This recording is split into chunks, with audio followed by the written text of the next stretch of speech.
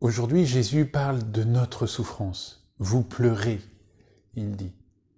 Et il connaît bien notre souffrance.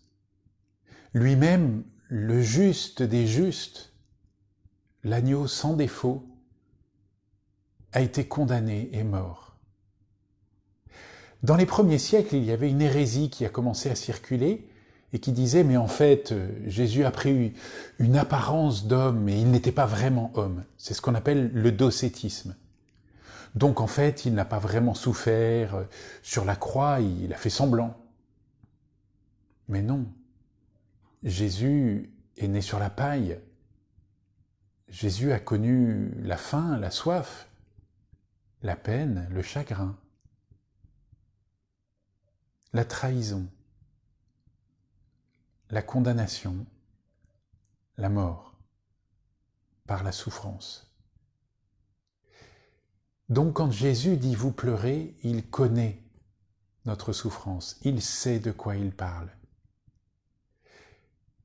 Et il nous invite non pas à nous arrêter dessus, ce qui d'une certaine façon viendrait nous recroqueviller sur nous-mêmes, et à chaque fois que je me plains de ma souffrance, quelque part je me recroqueville dessus.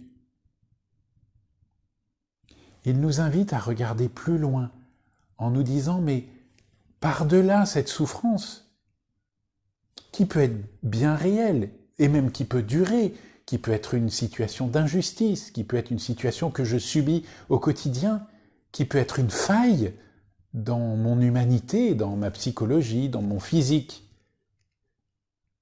Et au-delà de ça, le Seigneur nous dit « mais je reviendrai et votre souffrance se transformera en joie, et votre joie, nul ne pourra vous l'enlever. » Donc il nous promet que la joie à venir sera plus solide que la souffrance maintenant. Et est-ce que cette joie à venir ne pourrait pas rayonner sur ma souffrance maintenant pour m'aider à la traverser? Non pas pour la nier, elle est bien réelle cette souffrance que je peux traverser, mais pour voir plus loin, pour voir en enfant du royaume. Seigneur, j'ai soif de cette joie que tu nous annonces et je veux la goûter dès maintenant, même si mon quotidien est parfois douloureux, même si je vis certaines choses comme des injustices. Toi, tu as traversé l'injustice, toi, tu as traversé la souffrance, plus que je ne la traverserai jamais. Donne-moi ce regard sur cette joie éternelle à venir pour qu'elle rayonne dès maintenant dans toute ma condition humaine.